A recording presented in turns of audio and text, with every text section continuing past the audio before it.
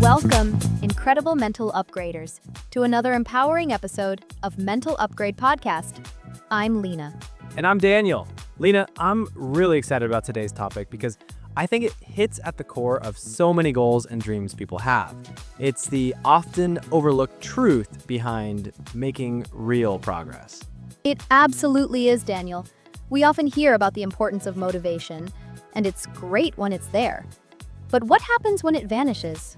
Because, let's be honest, it does vanish. Today, we're diving deep into discipline over motivation, the real secret to success. This is a game changer for so many listeners because chasing motivation can be exhausting. It's like trying to catch smoke. When it's not there, we often feel like failures or that we're simply not cut out for success. But as we'll explore today, there's a far more reliable engine for progress. Exactly. Our goal is to shift your perspective from relying on fleeting feelings to building consistent, reliable action. We're going to clarify the critical difference between wanting something and actually building it, and how self-respect is profoundly tied to doing what you say you'll do, even when you don't feel like it. We'll also uncover how structure, far from being restrictive, actually creates immense freedom and space for creativity and peace. And finally, we'll equip you with strategies to train your inner warrior, nurturing that disciplined part of yourself with both firmness and compassion. So get ready to build mental upgraders because this episode is about sustainable success. Are you ready, Lina? More than ready, Daniel. Let's get disciplined.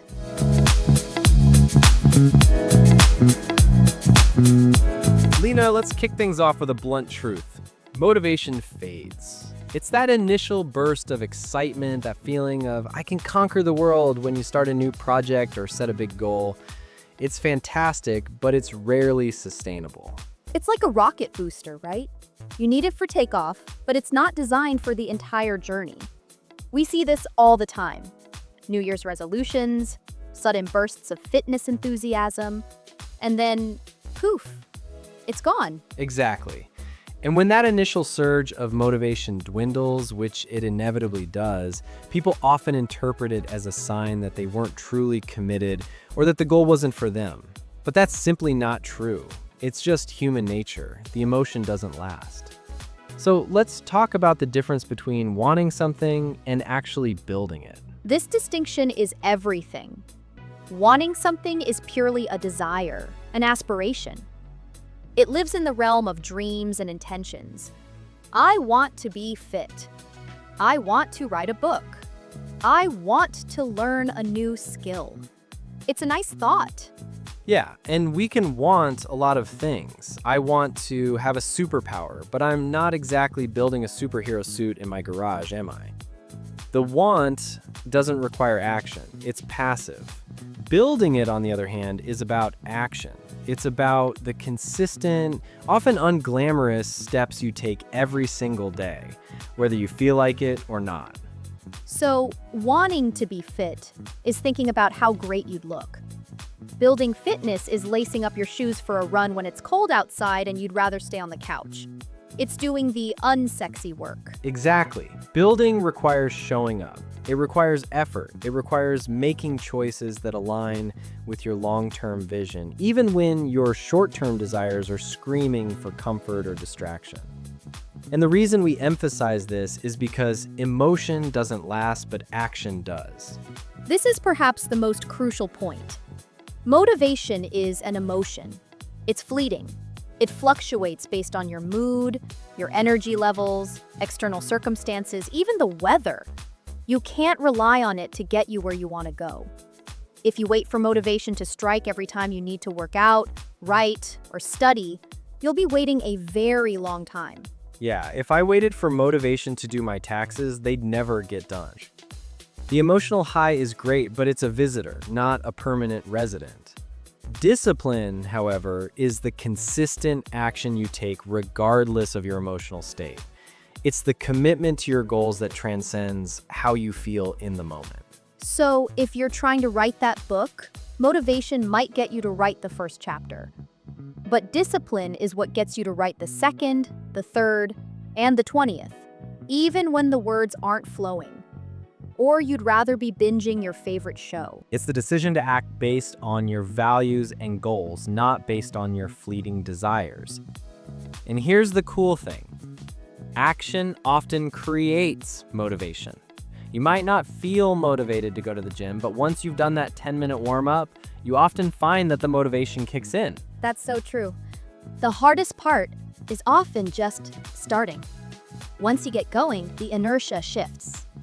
You build momentum. So instead of waiting for motivation to inspire action, you use action to generate motivation.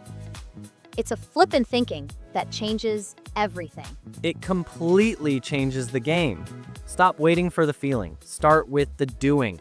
The doing builds habits, the habits build consistency, and consistency is the silent, tireless builder of success. Motivation is like a spark, but discipline is the fuel that keeps the fire burning. Exactly. And that shift from passively wanting to actively building is the fundamental secret to achieving anything meaningful in life.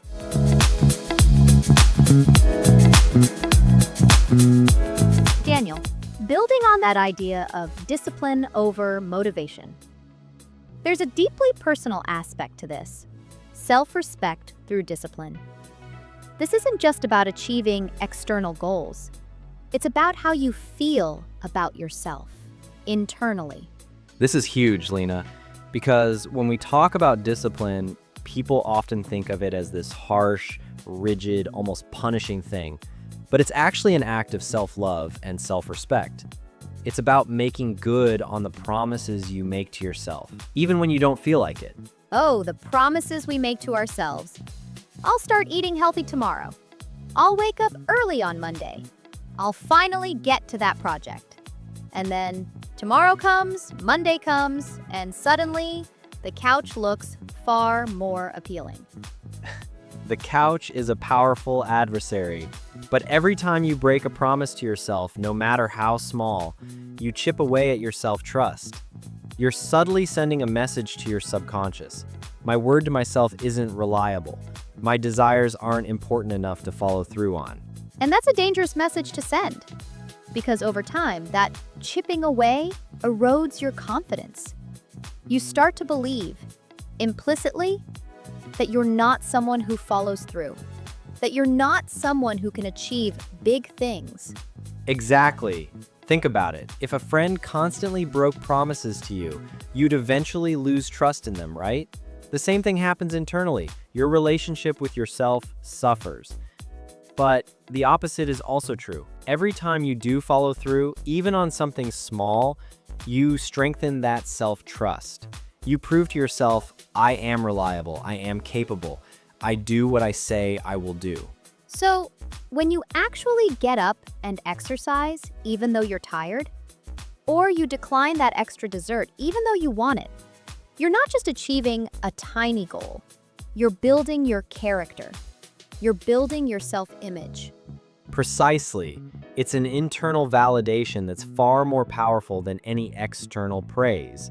It's the feeling of integrity with yourself. And this leads us to a crucial question for our listeners to ponder. What image do you have of yourself? That's a deep one, Daniel, because that image dictates so much of our behavior. Is it someone who is consistent, capable, and follows through? Or is it someone who means well, but often gives up? Yeah, if you see yourself as someone who consistently lets themselves down, that becomes a self-fulfilling prophecy. Your brain looks for evidence to confirm that belief, making it harder to initiate disciplined action. But if you start taking small, disciplined actions, you begin to rewrite that internal narrative. So, the goal isn't just to achieve external results, but to actively change your internal self-perception. To see yourself as a disciplined person, a person of integrity. Exactly. And that self-perception then fuels further disciplined action. It becomes a virtuous cycle. You act in a way that aligns with the person you want to be, and those actions solidify that identity. It's like dressing for the job you want, but for your soul. I love that. Dressing for the job you want, but for your soul. So, the message here is don't underestimate the power of showing up for yourself. Every single time you honor a commitment you've made to yourself, you're not just ticking a box. You're actively building the very foundation of your self-respect and the image you hold of yourself. Absolutely. It's the quiet strength that builds over time, allowing you to trust yourself implicitly. And that self-trust is the bedrock of true confidence and lasting success.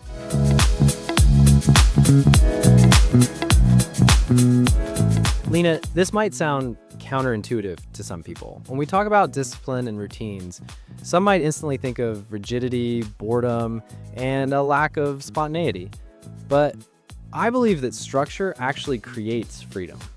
Oh, this is one of my favorite paradoxes to explain. It really is true. On the surface, it seems like rules and routines would be restrictive, but in reality, they free up mental energy and create space for the good stuff. So, how exactly does discipline give space to creativity and peace? Think about it like this. Your brain has a finite amount of decision-making power each day. Every small choice, from what to wear to what to eat for breakfast, saps a bit of that mental energy. When you have structure and routines, you automate those small decisions. So, if my morning routine is disciplined, I know when I wake up, what I'll wear because I prepped it, what I'll eat, I'm not spending mental energy on those things. Exactly. You free up your cognitive resources for higher level thinking, problem solving, and yes, creativity. Your brain isn't bogged down by constant micro decisions. It has more capacity to connect novel ideas, to think outside the box, and to engage in deep creative work. It's like clearing out the clutter in a room so you have space to dance. That makes so much sense. And what about peace? How does structure bring peace? It brings peace through reduced decision fatigue and minimized anxiety. When you have a disciplined routine, you eliminate the constant, should I be doing this, or what do I do next questions. You know what you're supposed to be doing. This predictability reduces stress and mental clutter. So it's not having to constantly decide if you should work out or what to eat or when to check emails. Those decisions are already made by your structure. Exactly. That frees you from the mental burden of figuring it out every single time. It creates a sense of calm and control. When you're disciplined about your work hours, you can then truly relax during your time off without that nagging feeling of unfinished tasks. That's peace. It also allows you to be more present in other areas of your life because your mental to-do list isn't constantly interrupting your thoughts. It's almost like giving your brain a reliable schedule, so it doesn't have to constantly manage chaos. And that calm state is definitely conducive to creativity and deeper thought. So what kind of routines can sustain your best version? These are routines that are tailored to your energy, your goals, and your values. Non-negotiable core routines. Identify 2 to 3 absolutely non-negotiable habits you will do every single day, no matter what. For many, this is a morning routine. Wake up at a certain time, hydrate, 10 minutes of movement. For others, it might be an evening wind-down routine to ensure good sleep. These are your anchor. The things that happen even if the world is on fire. Precisely. They're your consistent foundation. 2. Productivity power hours. Designate specific blocks of time for focused, uninterrupted work on your most important tasks. During these times, eliminate all distractions. This disciplined approach to work allows you to achieve more in less time, freeing up other hours for creativity, relationships, or relaxation. 3. Mindful recovery routines. Discipline isn't just about pushing through, it's also about disciplined rest. Schedule intentional breaks, walks, meditation, or disconnecting from screens. These are not optional. They are a vital part of sustaining your energy and creativity long-term. So, disciplined rest is just as important as disciplined work. It's like a disciplined athlete knows they need recovery days. You got it. And lastly, review and adjust routines. Periodically review your routines. Are they still serving you? Are they supporting your current goals? Discipline isn't static, it's dynamic. Be willing to adjust your structure as your life evolves. This disciplined self-assessment keeps your routines relevant and effective. That's so smart, because life changes and our routines should too, right? So structure isn't about being boxed in, it's about building a robust framework that supports your growth, reduces your stress, and ultimately creates the mental and physical space for you to truly thrive and express your highest potential. Absolutely.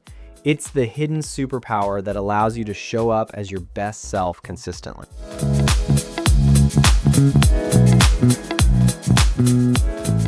Daniel, we've talked about the power of discipline, how it builds self-respect, and how structure brings freedom.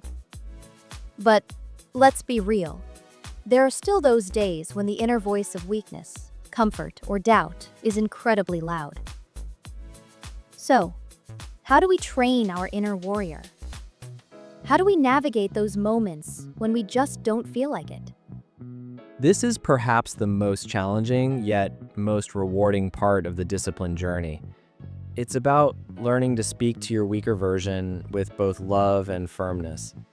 It's not about beating yourself up, it's about gentle yet unwavering redirection. So, it's not the drill sergeant yelling, "Get up, you lazy bum." It's more nuanced than that. Exactly. The drill sergeant approach usually backfires. It creates shame and resistance. Instead, imagine your inner warrior as your wisest, most compassionate, yet utterly committed self. When your weaker self says, "I'm too tired," or "just one more episode," your inner warrior doesn't condemn. It acknowledges the feeling, but then calmly states the truth. So it might sound like, "I know you're feeling tired right now, and it's okay to feel that. But we committed to this goal because it matters to us. We'll just do 10 minutes, and then we can reassess."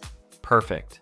That's both love, "I know you're feeling tired," and firmness, "but we committed." It acknowledges the emotion without letting it dictate the action. It's a compassionate push. You remind yourself of your higher purpose, your core values, and the person you're becoming. You're appealing to the part of you that wants to grow, even if the current emotion is resistance. And that's a constant dialogue, isn't it? It's not a one-time fix. It's absolutely a continuous practice. The weaker voice will always try to sneak in. Your inner warrior's job is to consistently, patiently, and firmly guide you back to your committed path. It's like training a puppy. You don't yell at it for making a mistake, you patiently guide it back to the right behavior over and over again until it becomes ingrained. That's such a powerful analogy. It shifts from self-punishment to self-parenting, really. So, beyond that inner dialogue, how do we concretely apply this to not failing yourself anymore? This comes down to a few key strategies. Make the commitment public, to yourself. Write down your commitments.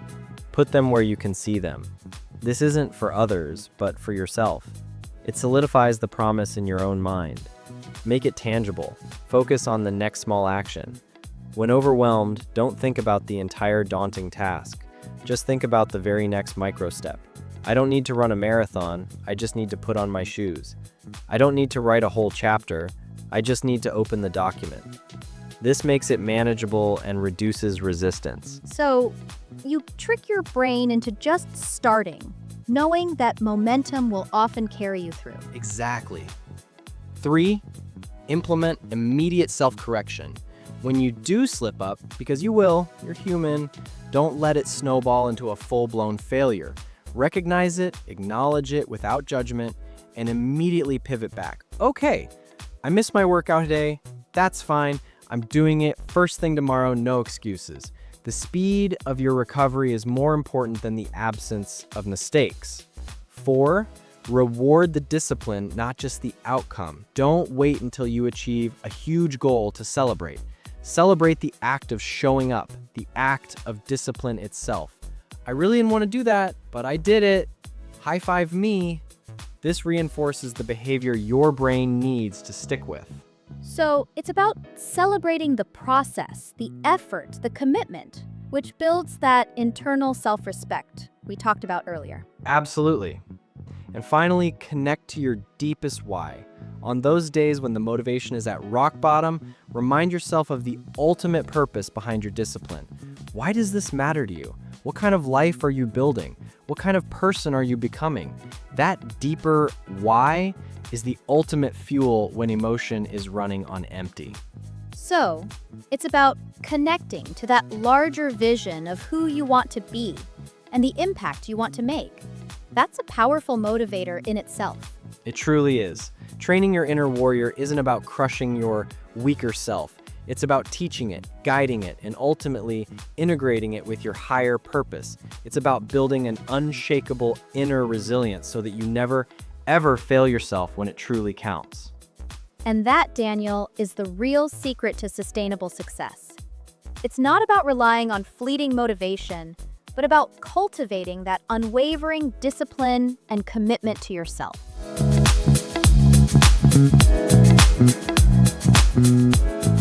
Lina, that was an incredibly insightful and practical episode. We've truly broken down the myth of constant motivation and revealed the consistent power of discipline. We really have, Daniel. We explored how motivation fades, but discipline builds, emphasizing that actual consistent action is what creates real results, not just fleeting desire. We clarified the profound link between self-respect and discipline, highlighting the importance of making and keeping promises to yourself regardless of how you feel. We also uncovered the liberating truth that structure actually creates freedom, showing how disciplined routines free up mental energy, reduce anxiety, and create space for creativity and peace. And finally, we discussed how to train your inner warrior, that firm yet compassionate part of yourself that ensures you follow through, even when the inner critic or the comfort zone tries to pull you back. It's about learning not to fail yourself anymore. Remember, success isn't about being constantly inspired, it's about being consistently committed. It's about showing up for yourself day after day in those small, unglamorous moments. Those moments are where your true potential is built. Your discipline is your superpower. It's the engine that will carry you through when the initial motivation has long gone. It's how you build a life of purpose, achievement, and profound self-respect. We are so passionate about helping you tap into this power and truly upgrade your mental operating system. And your engagement truly makes this podcast community special. So, if today's conversation resonated with you, if you feel ready to embrace discipline as your secret weapon, please do us a huge favor. Hit that like button right now. It helps us understand what content truly empowers you, and it helps more people discover our message. And if you haven't already, please subscribe to the Mental Upgrade podcast channel so you never miss an episode. We have so much more planned to help you on your journey. And please, share this episode with anyone you know who might be waiting for motivation to strike or who needs that firm but loving push towards consistent action. Let's spread this message of sustainable success far and wide. We also absolutely love hearing from you in the comments below. Tell us, what's one specific area where you're going to choose discipline over motivation this week? Or what's a small, consistent action you're committing to take no matter what? Your insights and commitments inspire us and the entire Mental Upgrade community. Thank you for being such an active and engaged part of our family. We'll be back soon with another powerful conversation to help you continue upgrading your mind and transforming your life. Until then, keep building that discipline. See you next time, Mental Upgraders.